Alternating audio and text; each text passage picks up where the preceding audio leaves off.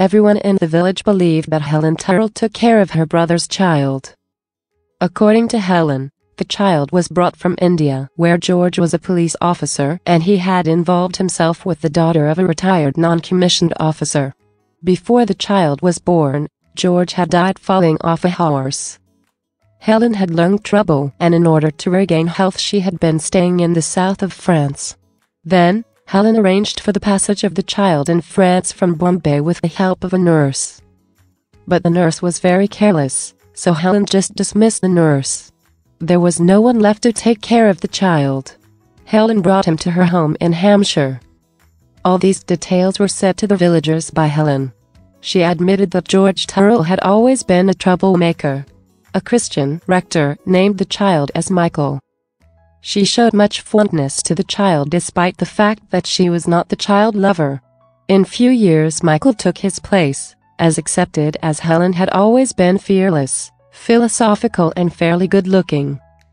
At 6, he wished to know why he could not call her Mummy as other boys called their mothers. She explained that she was only his auntie, and that aunties were not quite the same as mummies, but that, if it gave him pleasure, he might call her Mummy at bedtime, for a pet name between themselves. Michael kept his secret most loyally, but Helen, as usual, explained the fact to her friends, which when Michael heard, he raged.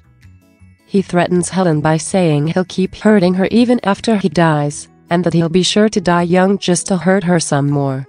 Helen turned to leave, but Michael began to cry, so she returned to his side and cried with him. Michael spent his school holidays at home with Helen, and the two remained close as Michael grows up. When he finishes school, Michael, who was no fool, got a place at Oxford University, but World War I broke out just before Michael was about to begin his studies.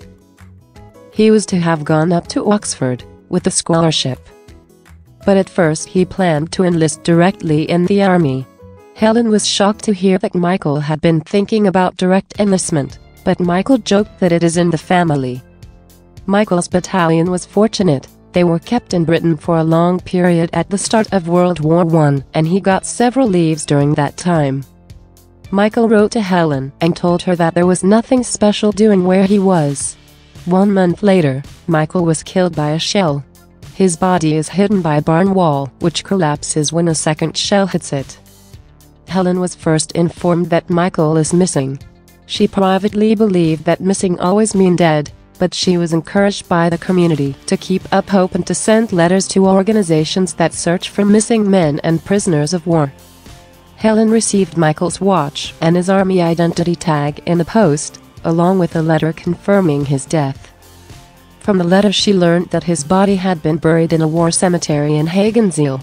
She also received the row number and plot number of his grave there. When Helen arrived in France, she learned that the cemetery at Hagenzeal can be comfortably reached by a train, which fits in with the arrival of the boat. She also discovered that there is a hotel near the cemetery so that relatives can stay overnight and visit one's graves the next day. She went to the station to find out about the train to Hagenzeal, and there was joined by an English woman, Mrs. Scarsworth, who is also traveling to the war cemeteries. Waiting for the train, the two women made small talk about their hotel arrangements, and Mrs. Scarsworth told Helen that this was her 9th time visiting the cemetery. Helen and Mrs. Scarsworth got into a train carriage together. Mrs. Scarsworth continued to talk cheerfully to Helen and asked her who she was visiting. Helen told her she was visiting her nephew, who she was very fond of. Mrs. Scarsworth took photographs of the graves as commissions for grieving relatives who cannot make the trip themselves. Helen was horrified by Mrs. Scarsworth's open and seemingly callous attitude towards death, and she tried to escape from her in the hotel. Mrs. Scarsworth, however, busted into Helen's room and confessed that her story about the commissions is not true. She had, in fact, been in love with the man who had been killed in the war, but because she was married to someone else, she cannot openly grieve for him. Mrs. Scarsworth rushed off and Helen does not see her again. The next morning, Helen went to visit Michael's grave and was given a row number to help her find his headstone. However, when she entered the graveyard, she found that it was vast and confusing. and she felt she became lost among the graves. While she was lost in the cemetery, Helen saw a man kneeling among the graves and, assuming him to be the gardener, she hurried over and asked him for help to find her nephew's grave. The gardener looked at Helen with infinite compassion and told her that he will show her where her son lies. As Helen was leaving the cemetery, she turned back for one last look. Again, in the distance, she saw the man she thought is the gardener, and who had shown her to Michael's grave. He was kneeling over the flower beds, bending over the young plants which are starting to grow there amongst the graves. It is quite mysterious that how the gardener comes to know that Michael is Helen's son. The ending took us to mysterious presence of the gardener in the graveyard. His words induced the readers for second reading. We cannot say exactly who the gardener really is, but the gardener might be Lord Jesus Christ himself. That is because the writer says that there was infinite compassion and endless love in his eyes. No human being can have such an infinite compassion except the God.